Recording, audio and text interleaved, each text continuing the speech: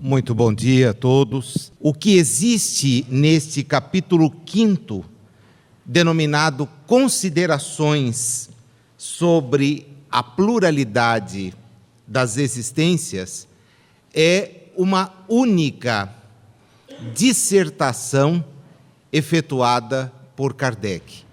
Dado o número de páginas e linhas e desdobramentos que a questão nos oferece, nós optamos por selecionar do texto algumas páginas e, em primeiro lugar, dando a todos a ideia de que o trabalho que o codificador desenvolvia era um trabalho largamente assessorado por entidades espirituais. Diziam mesmo os espíritos integrantes da sociedade parisiense, depois que tinham a oportunidade de voltar em suas comunicações, que era frequente a identificação não apenas dos mentores de Kardec, mas identificavam, como numa das descrições, a própria presença do Espírito Verdade.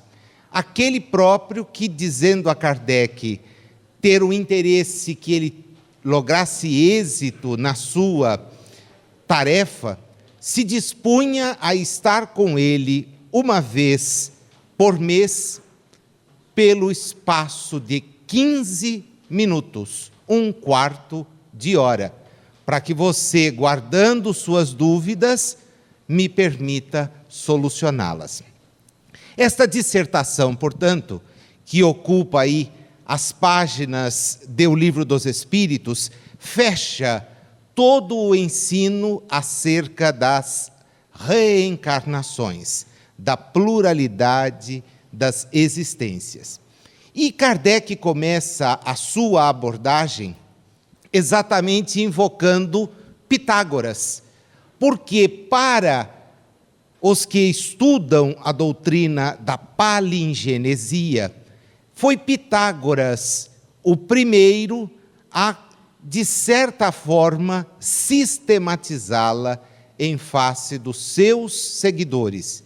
Mas Kardec, profundo estudioso e certamente espírito ligado àquelas experiências da Grécia Antiga, diz-nos que Pitágoras já trazia sobre o assunto algo mais antigo, algo que era além daquilo que estava escrito nos que frequentavam a escola iniciática de Pitágoras.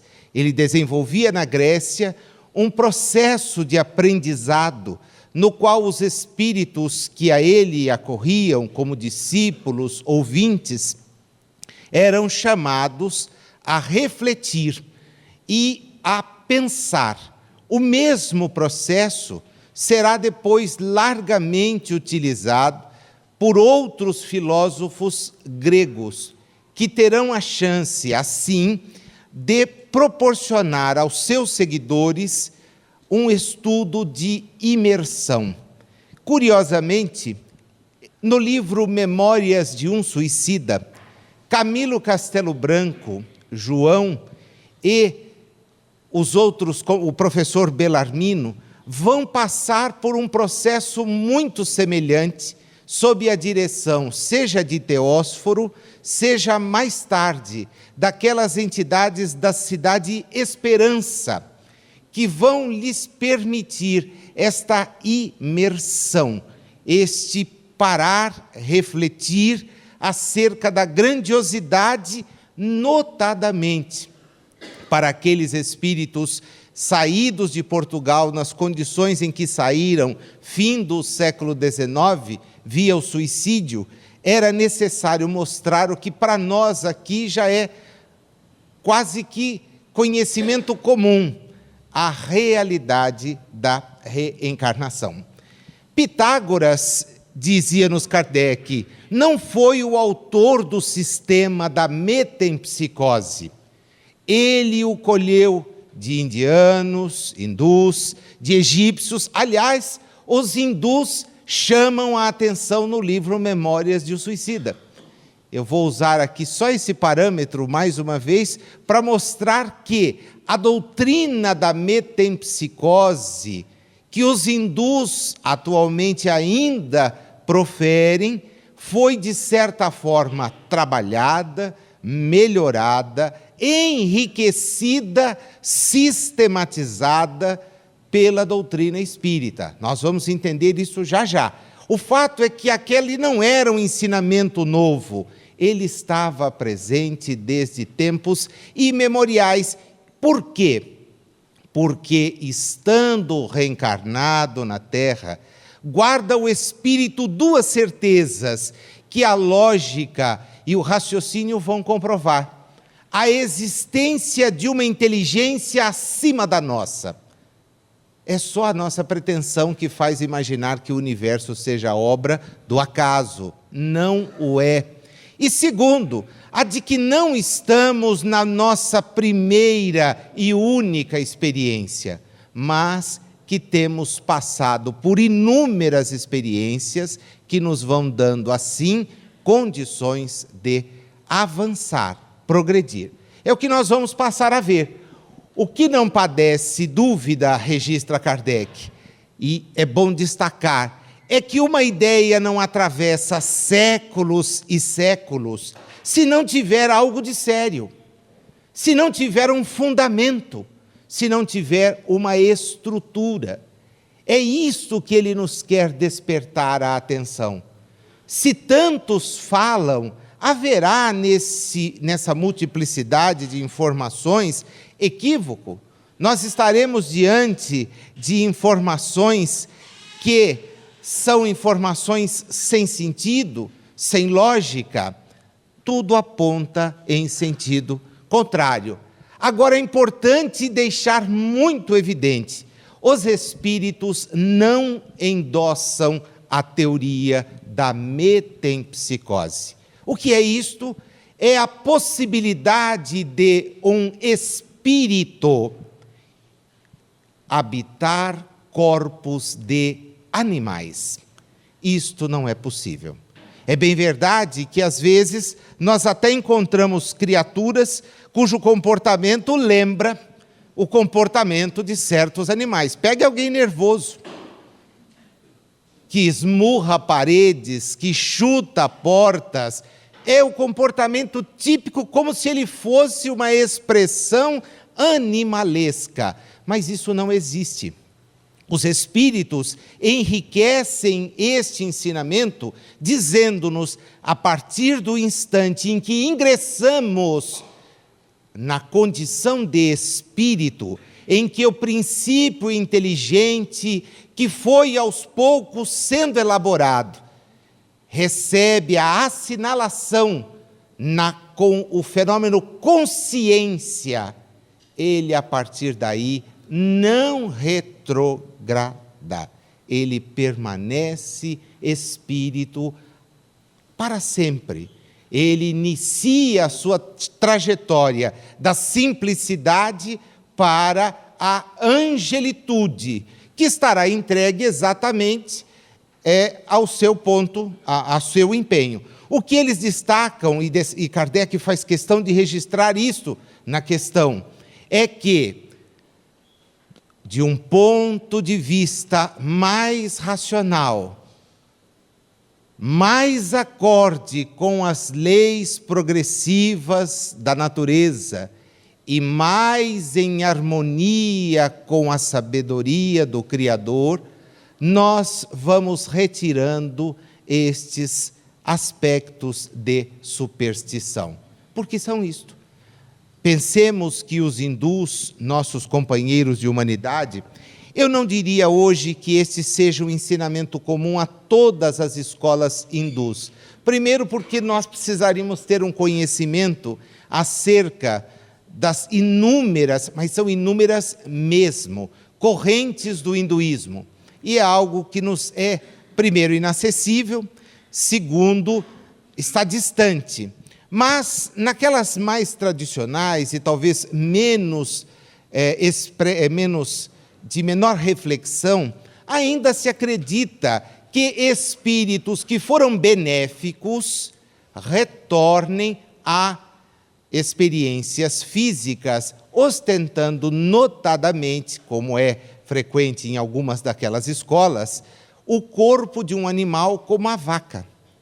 Daí porque, partindo-se do pressuposto que o bovino é dos animais aquele que mais contribui para o contexto, né? Nós sabemos, na nossa cultura ocidentalizada, que do bovino só não se aproveita o mugido, porque o resto, tudo tem aplicação, tudo. Eu não vou dizer todas, porque tem muita gente que depois não vai conseguir almoçar, né? Já que muita coisa do que vai consumir ali, de repente, tem a sua origem aí. É melhor deixar isso para uma aula de direito do consumidor, mas em outro ambiente, né? Quando eu falo isso, eles dizem para mim sempre, professor, eu estou com fome. Então, hoje eu vou falar sobre a produção da salsicha.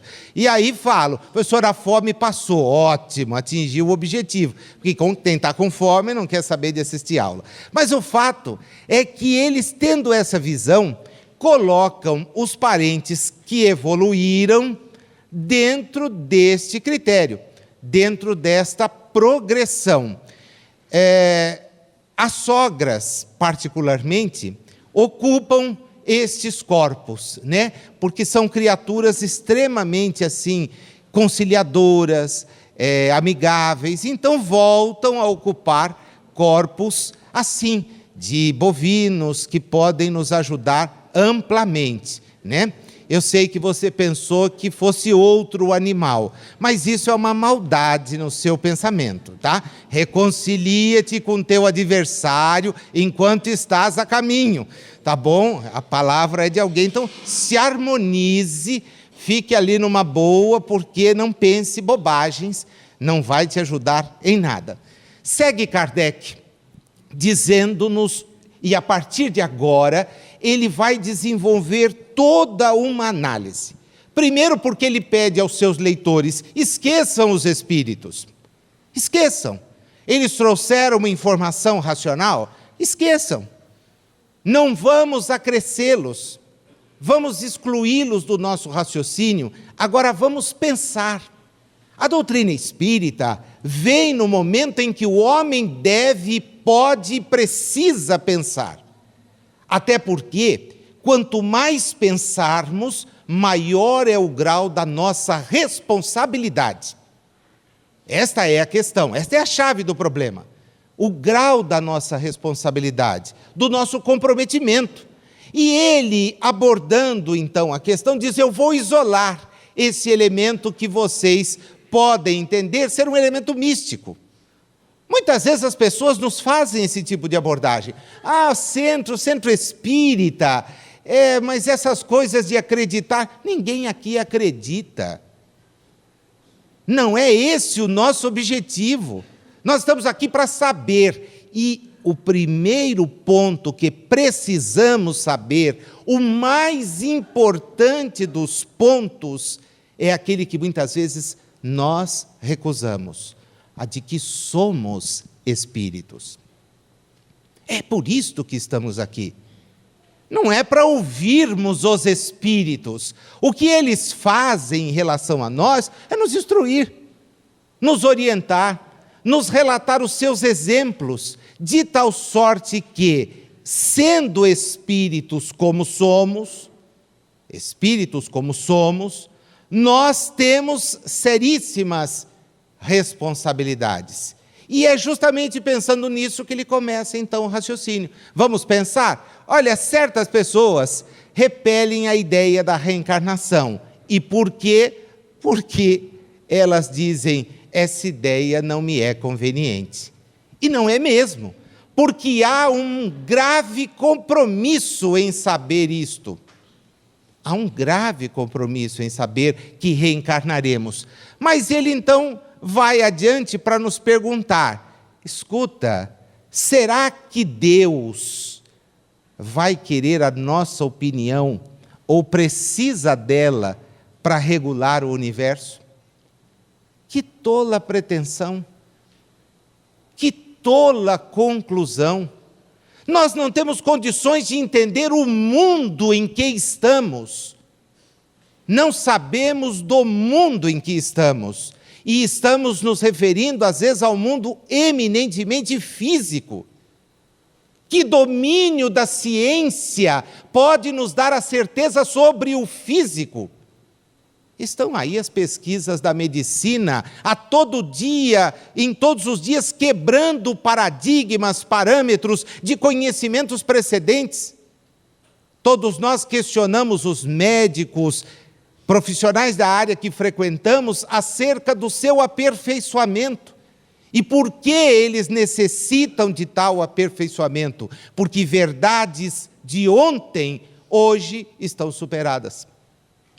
Nas engenharias, no conhecimento acerca de técnicas de comunicação e por aí afora.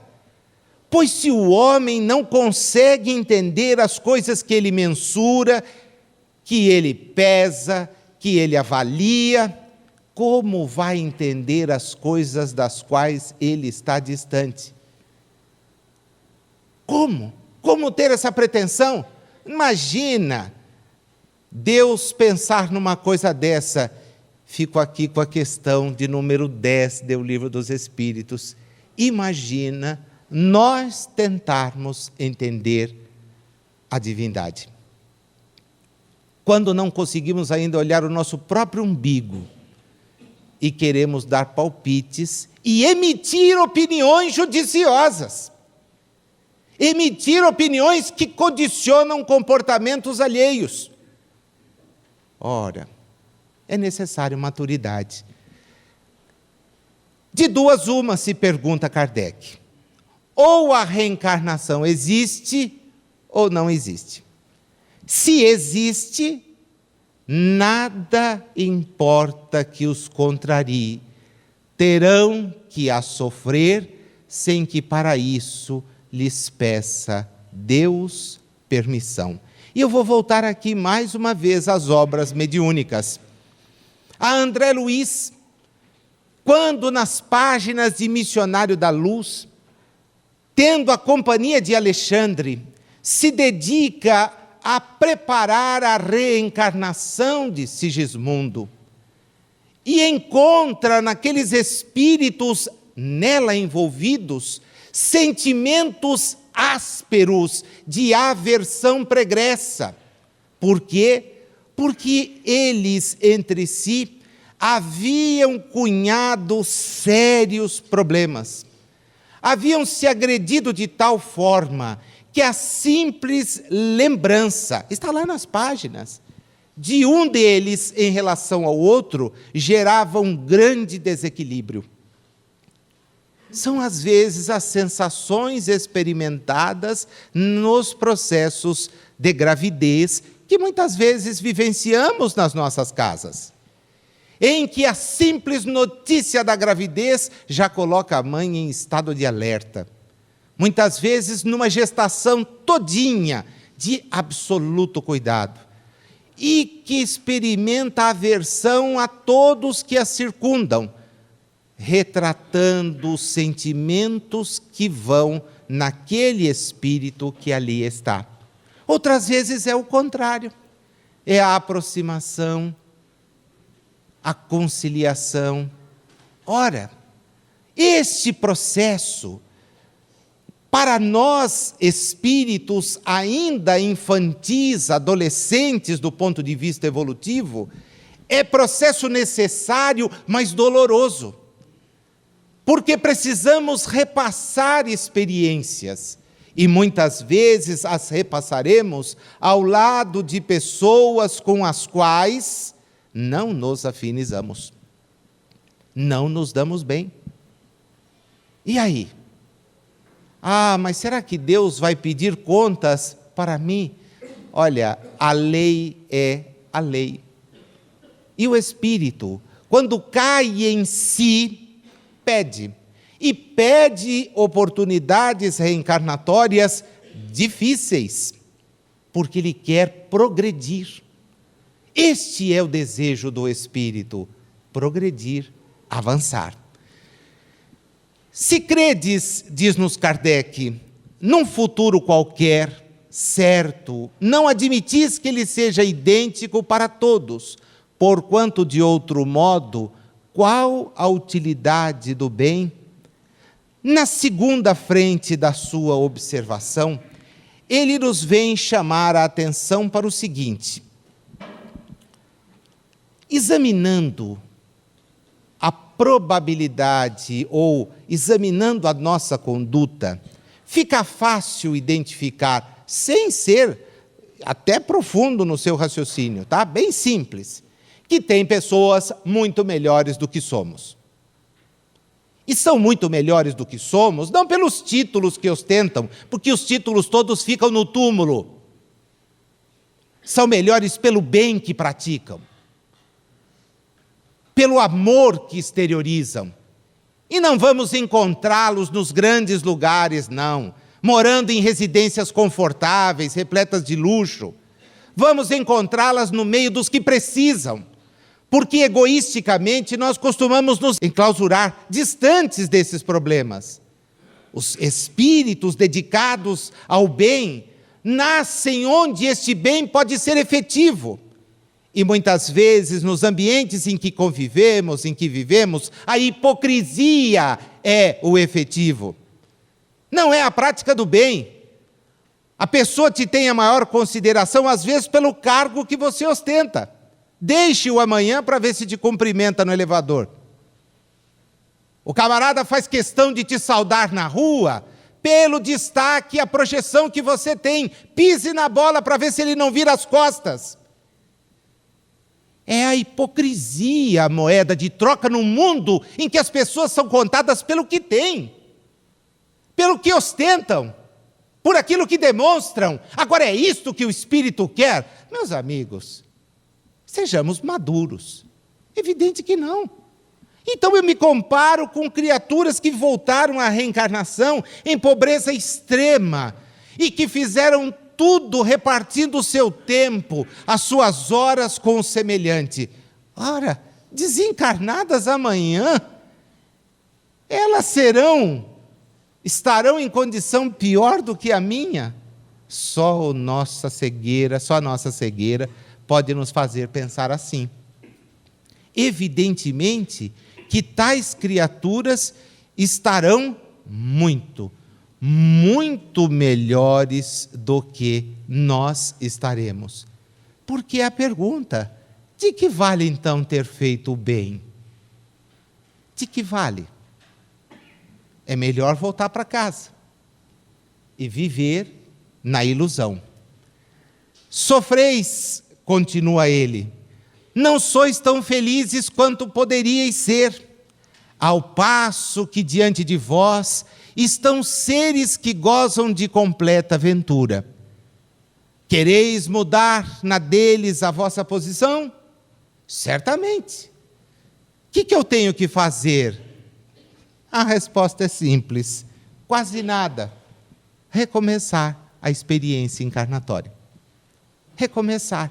E muitos de nós, pasmem vocês, fizemos este pedido quando nos dispusemos a estar aqui agora. E talvez de tais pedidos, nos tenhamos esquecido.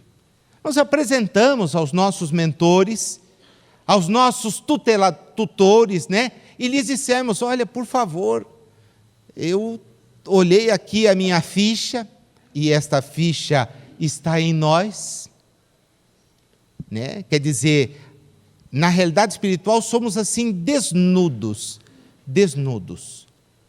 Está em nós. O registro de todos os atos e de todos os pensamentos.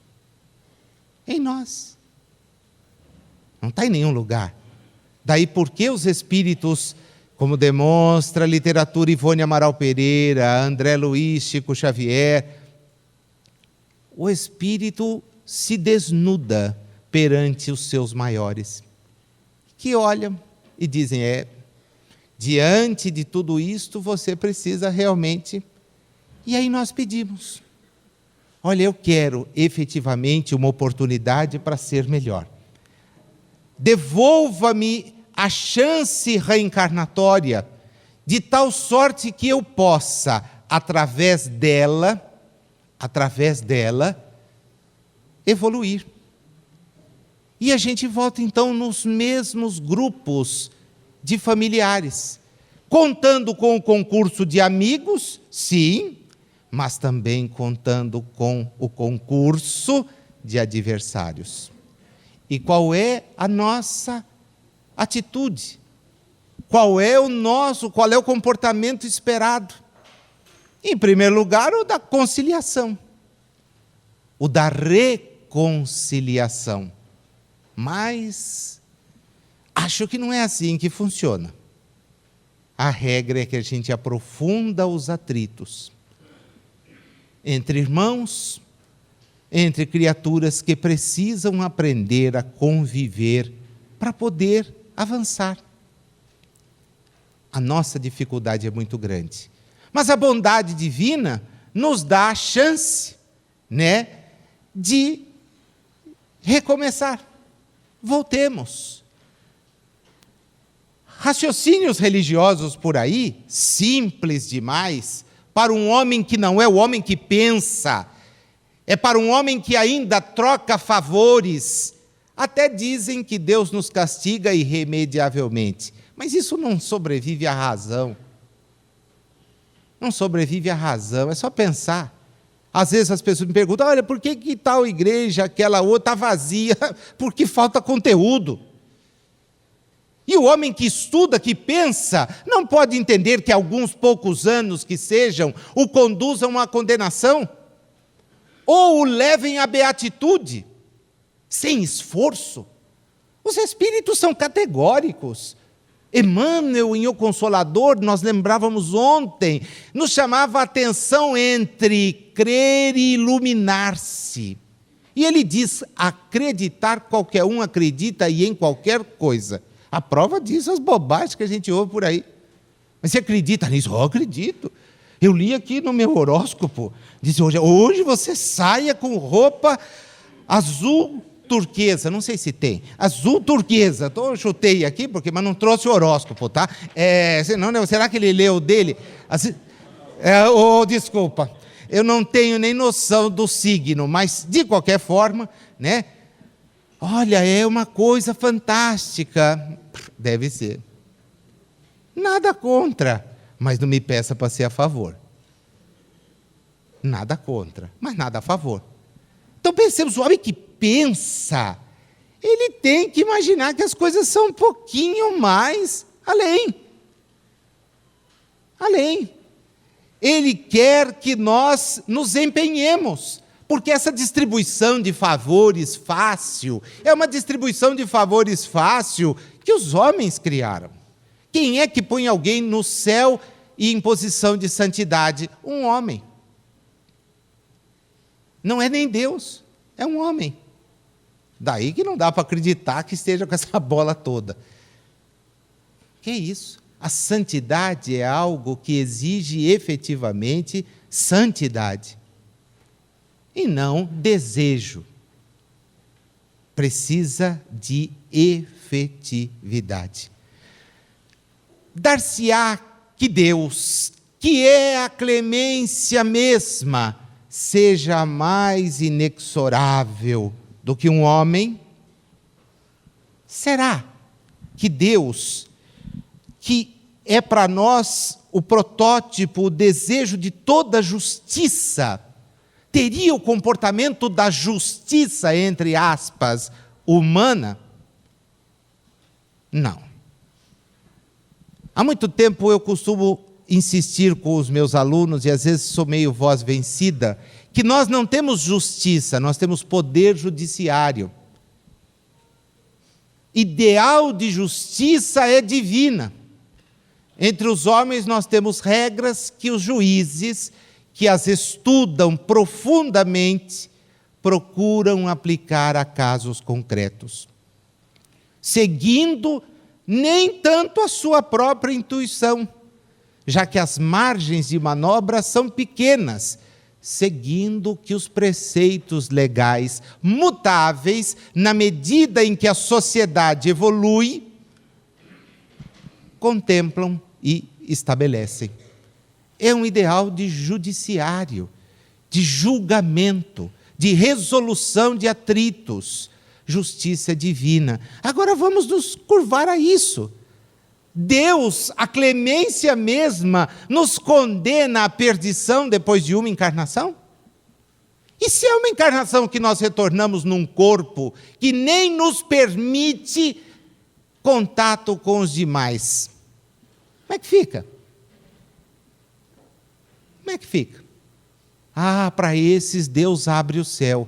Que sacanagem, né? O cara, além de ser sacana, imagina que Deus o seja. Porque se é vindo num corpo assim, sem condições, que abre a porta, que adiantam 100 anos de esforço para ser melhor? Gente, choca a razão. Choca o bom senso. Ah, mas é fé. Cuidado. Fé, voltemos a Kardec sempre, é aquela que pode encarar a razão face a face o tempo todo. Isto é fé. O resto é crença. Ah, acredito, é porque convém. Deixo de acreditar porque não convém. Há um certo filósofo, se caísse na prova, quem era ele? Você não valia. Você não valia. Já dedou que é Voltaire. Você não valia. Era ele, era a prova dele. Você ia aplicar junto comigo a prova. Agora já foi, já entregamos, é Voltaire. Que disse essa frase: se Deus não existisse, seria conveniente inventá-lo. E Kardec parodia Voltaire, justamente para nos dizer: se a reencarnação, se a pluralidade de existências não existisse, se ela não fosse uma lei, seria necessário criá-la. Não foi.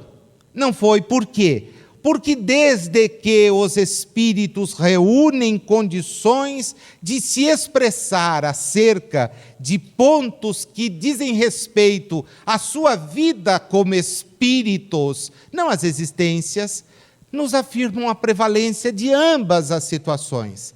A existência de uma inteligência suprema e a pluralidade das nossas existências. A vida é sempre uma só, mas as existências são múltiplas, múltiplas, porque é através delas que nós evoluímos, que nós avançamos. Ou, o que talvez tenha sido sempre a regra, né? Que permanecemos estacionários. E aí, porque o progresso se impõe, porque Deus a todos nos destina a esse progresso, talvez sejamos visitados por uma amiga de 3 letrinhas que tem o condão de nos despertar. D-O-R.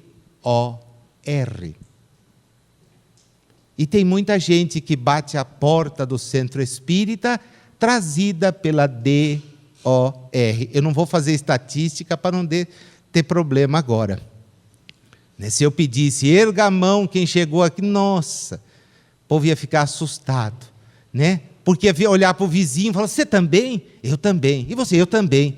Né? É a dor que nos impele a parar e pensar sobre a questão da necessidade de evoluirmos enquanto espíritos. Nossa, mas eu sempre achei, Nazil, que a dor fosse um abandono que Deus... Não, isso é uma visão do passado. A dor é um mecanismo abençoado do nosso progredir. É ela que nos impele, porque tendo a oportunidade de crescer pelo amor, nós nos fechamos no nosso egoísmo.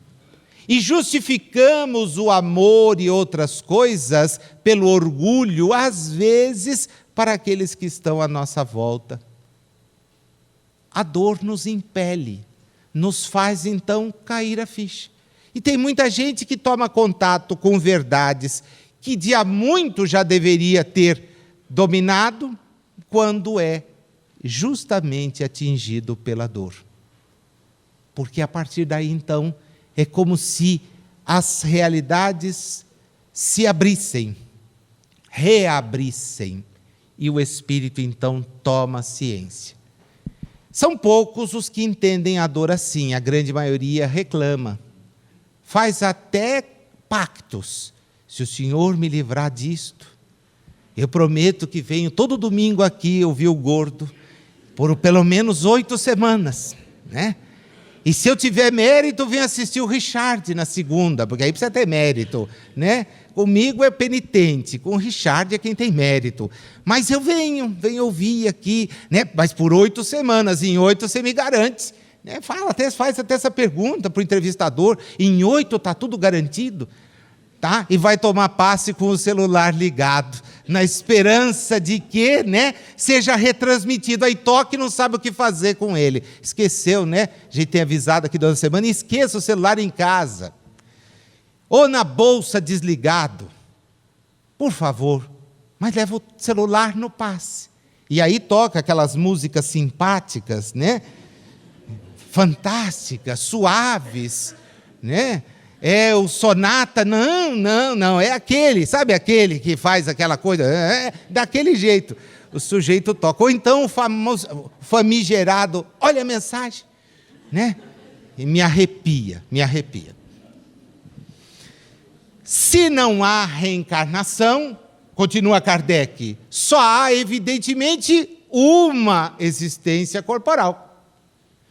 Se a nossa atual existência corpórea é única, a alma de cada homem foi criada por ocasião de seu nascimento. Esta é a teoria que roda por aí. Forte, hein? Forte. Né? Deus criou na hora do nascimento. Engraçado, e o molequinho, com 3 anos... é o campeão no manuseio de botões. De onde ele tirou? Do pai? Psh. Da mãe? 2 vezes. Psh. Do vô, da avó? Psh, psh, psh, vai embora. De onde o moleque tirou esse conhecimento?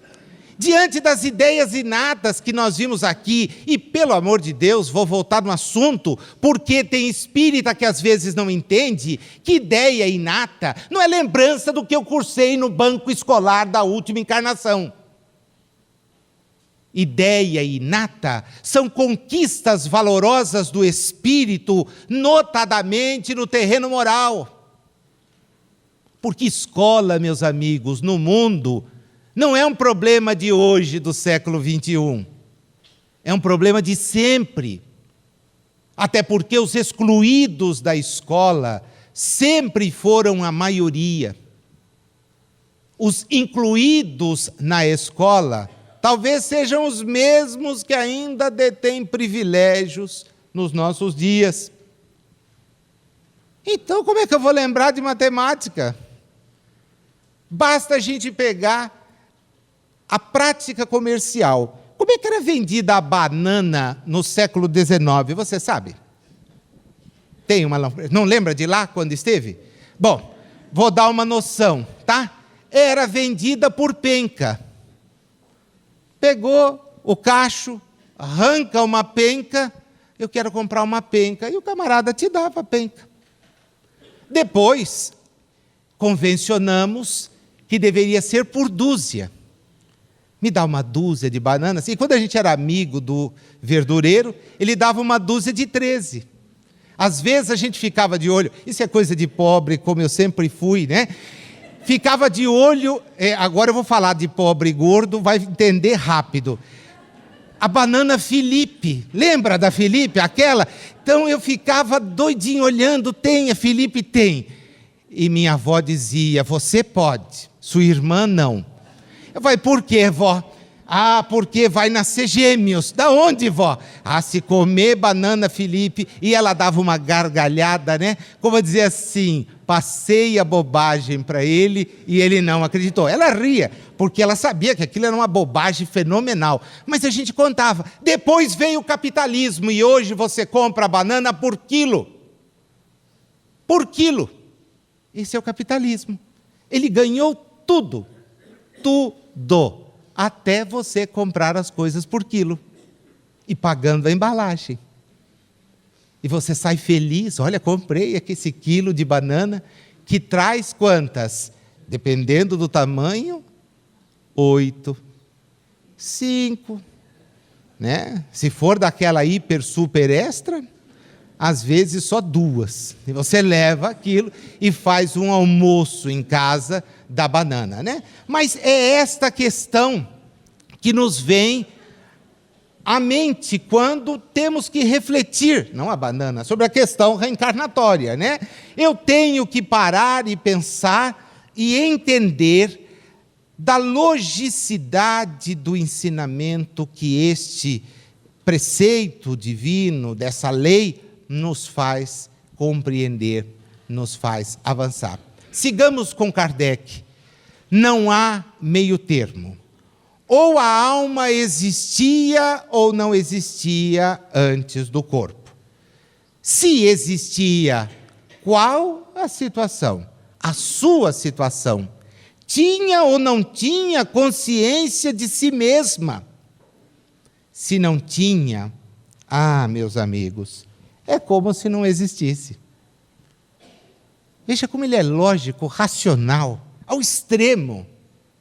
E fica evidente por nós mesmos que somos criaturas que já tiveram anteriores oportunidades. Talvez de tais oportunidades nós nos envergonhemos, porque as perdemos. Talvez delas não queiramos nos lembrar, porque aqueles aos quais prejudicamos estão ali, ao nosso lado. E muitas vezes estão nos fazendo o bem que nós não conseguimos lhes retribuir. É por isto que a ideia vem rejeitada. Vem, de certa forma, impedida. Porque cala-nos fundo ter que parar e pensar na convivência com aqueles aos quais prejudicamos e aprender com eles de novo o que ainda não conseguimos fazer. Kardec prossegue. Se tinha uma individualidade, era progressiva ou estacionária? Num ou em outro caso, a que grau chegara ao tomar o corpo? Quem sou eu? Quem somos nós? Espíritos em jornada árdua da luta contra as nossas próprias imperfeições.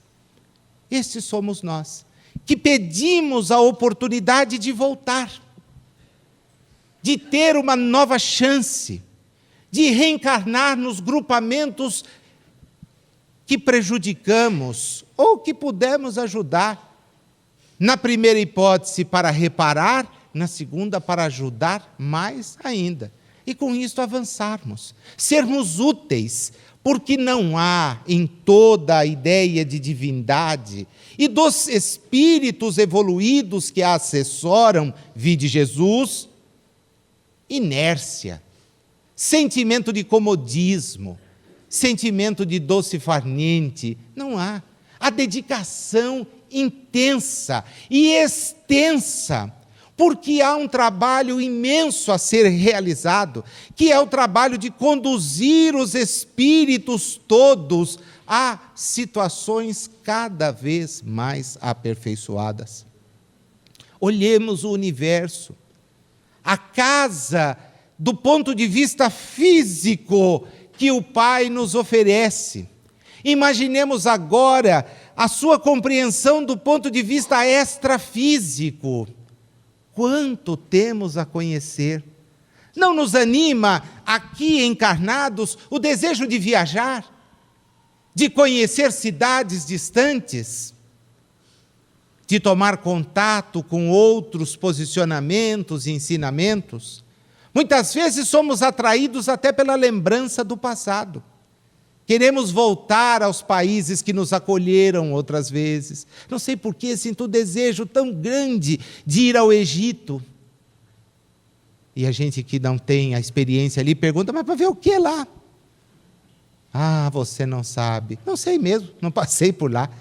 Mas se você me perguntasse de outros lugares, diria eu também gostaria. Agora, saiamos dessa nossa limitação e pensemos no universo. O quanto temos a conhecer. O quanto temos a dominar. Agora a porta, bem a porta de acesso a novos mundos, é a nossa melhoria íntima. Não é só o desejo, é a melhoria íntima. Continua Kardec. É fora de dúvida que ou as almas são iguais ao nascerem ou são desiguais. Se são iguais, por que é que quando a gente tem 2 filhos, cada um se mostra tão diferente do outro? Mas não são todos iguais. De novo a gente coloca Deus numa caixinha de fósforo e não na posição de inteligência suprema. Porque é um dado. Jogou o dado aqui. Esse aqui nasce inteligente. Esse também. Esse não. Mas os 3 não são da mesma matriz? O mesmo pai? A mesma mãe? Não, mas é que Deus... Esse aqui vai gostar do vermelho, aquele do amarelo.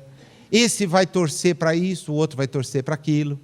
Esse vai gostar, esse vai ser generoso, esse vai ser egoísta.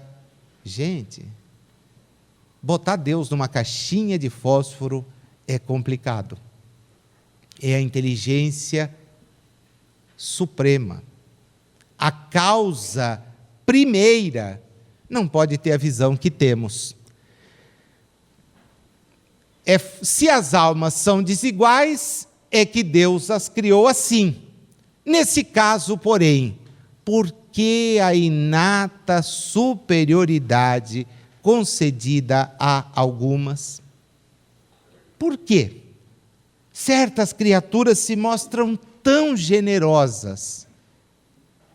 Vocês devem ter exemplos assim em casa. Aquele irmão que vai a uma festinha, para a qual o irmão não foi convidado.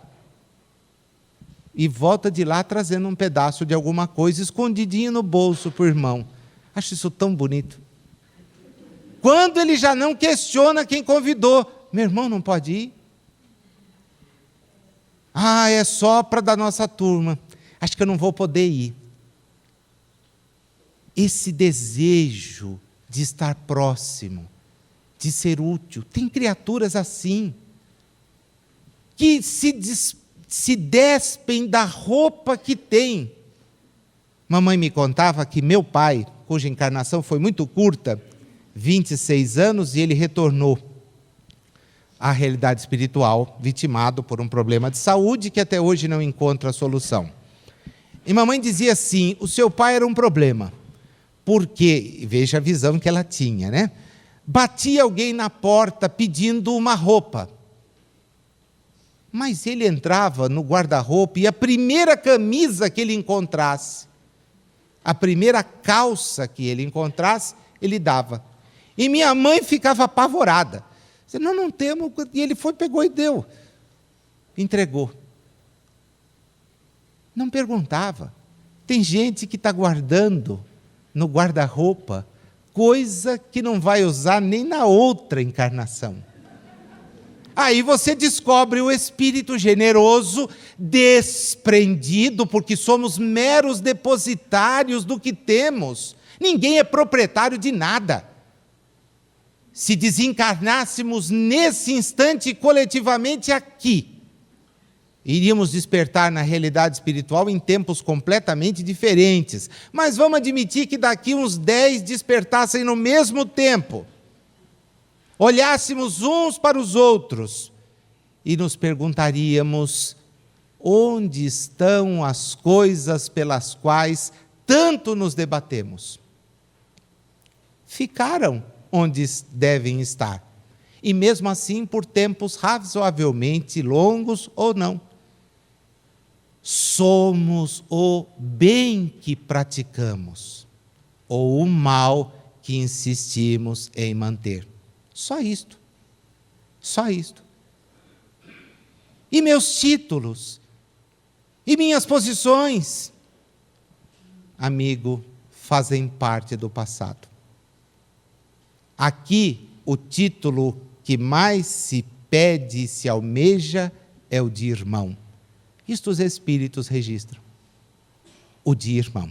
Sigamos. Ao nascerem, os homens trazem, então, uma intuição do que aprenderam. Se são mais ou menos adiantados, conforme o número de existências que contém, conforme já estejam mais ou menos afastados do ponto de partida. Racionalidade pura, pura, pura, pura. Vamos em frente. As existências sucessivas serão para a vida da alma o que são os anos para a do corpo. Espírito mais evoluído, visão mais abrangente. Espírito menos evoluído, visão menos abrangente. É uma permanente prova de maturidade, de evolução, dando-nos a oportunidade de seguir. A doutrina espírita tem mais amplitude do que esta visão eventualmente limitada. Segundo ela, não há muitas espécies de homens, há tão somente homens cujos espíritos estão mais ou menos atrasados. Porém, todos, indistintamente todos, temos a chance de progredir. Não há privilegiados. Deus não tem criaturas privilegiadas. Ele não é tão diminuto como nós somos nas nossas visões. Todos. Ah, mas será que também? E o outro, mais do que você imagina. Todos. Todos somos chamados a esse crescimento. Todos, indistintamente todos. Não há na humanidade, em nenhuma criação, em nenhuma criatura, outra destinação que não seja do progresso. É assim que se exterioriza a misericórdia, é assim que se fundamenta a justiça divina. O contrário é pura visão humana e egoísta. Ninguém escapa à lei do progresso, que cada um será recompensado segundo o seu merecimento real, e que ninguém ficará excluído da felicidade suprema, a que todos podem aspirar. Agora, detalhe, quaisquer que sejam os obstáculos com que topem no caminho e com o esforço que empreenderem, porque está na hora de acordar. Eu quero ser bom, mas a carne é fraca, eu não consigo. Não, você não quer ser bom. Para com isso. A carne me impede de avançar. Impede nada. O que impede é a sua pouca evolução espiritual. Agora tem um detalhe, amigo, não dá para ficar muito tempo. Lembra da DOR. Quando a coisa não funcionar num ritmo bom, a DOR aparece. E a hora que ela aparece no caminho, acenda a luz. Porque às vezes ela vem tão violenta que te leva de volta. E você se envergonha. Puxa, eu tive tudo para avançar e não avancei. Tive tudo para progredir e não progredi. O princípio da reencarnação está presente em muitas passagens do Evangelho. E nós vamos trabalhar em cima de duas muito rapidamente. A primeira delas, no célebre episódio do Tabor. Jesus na companhia de Pedro, Tiago e João. Ele os toma em separado e vai até o Tabor, um monte que se destaca na região da Galileia. E ali, para surpresa dos três, as suas vestes se tornam resplandecentes. E ele se transfigura diante deles. E duas personagens começam a dialogar com ele. E os apóstolos, como registra o evangelista, ficam assustados. O que é isto? Não sabiam quem era. Quando eles descem, Pedro, Tiago e João lhe dizem: Senhor, estavam com você Moisés e Elias. Diz-lhes Jesus: mas Elias? Dizem-nos os antigos que quando o Messias viesse, seria precedido de Elias. E ele olha para eles e diz assim: Elias já veio. E não o reconheceram.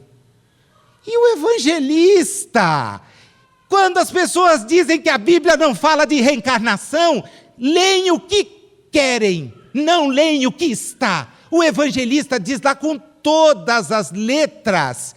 E eles entenderam que ele falava de João Batista. Caramba! A Bíblia não fala de reencarnação. Espíritas do demônio, vocês pregam contra, leia a Bíblia, analfabeto.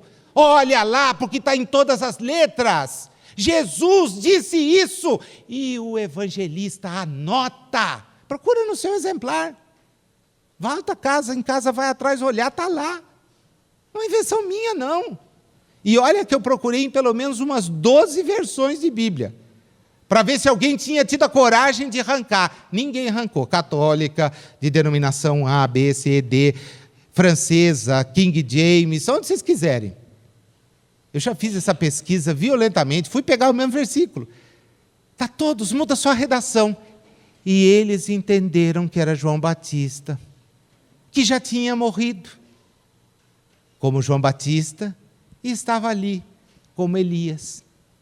Há uma outra situação, que é com a qual a gente fecha, então, o nosso estudo de hoje. E ela se reporta a um diálogo na calada da noite. João, capítulo 3. Jesus se encontra com um membro do Sanedrim, Nicodemos. E dele, Nicodemos vai ouvir uma expressão que sintetiza, mais uma vez, que a doutrina espírita vem nos tratar do que disse Jesus, dando-nos uma amplitude correta. Porque Jesus, na conversa com Nicodemos, pontua: ninguém pode ver o reino dos céus se não nascer de novo. Ao que Nicodemos vai lhe perguntar: mas Senhor, como é que pode um homem na minha idade voltar ao ventre da sua mãe? E Jesus diz: escuta aqui, você é mestre em Israel e não conhece isso? Acho que não. Não conhecia, porque a doutrina da palingenesia era largamente difundida, como sempre foi, entre egípcios, entre hebreus, entre gregos, entre romanos, na Idade Média, no Renascimento e nos nossos dias, porque ela é lógica, clara. Com isso, meus queridos amigos, nós encerramos esse estudo que é, assim, um estudo enriquecedor e ao qual precisamos sempre voltar. Porque conhecer a reencarnação é um propósito interessante. Entender a sua extensão e o grau da sua responsabilidade é algo desafiador. Sair dos propósitos e concretizá-los é o nosso desafio. Então, como espíritos reencarnados que somos, num primeiro momento sejamos gratos a Deus. Estamos tendo na Terra a oportunidade de conhecer o que espíritos que nos precederam e nós próprios, nas vezes em que aqui estivemos, não fora explicado de uma maneira tão clara, tão lúcida, tão simples, como o faz Kardec através da doutrina espírita. O grau da nossa responsabilidade com tal conhecimento é imenso, imenso. Imaginem que inúmeras outras vezes aqui estivemos, e se não fôssemos das escolas iniciáticas, como a de Pitágoras, se não participássemos das escolas secretas egípcias, se não tivéssemos acesso aos movimentos gnósticos no hebraísmo, se não fôssemos das sociedades ocultistas no transcurso da Idade Média, se não tivéssemos a chance de pertencer ao grupo dos que maturavam as suas considerações no Renascimento, nós não saberíamos nada a respeito disto.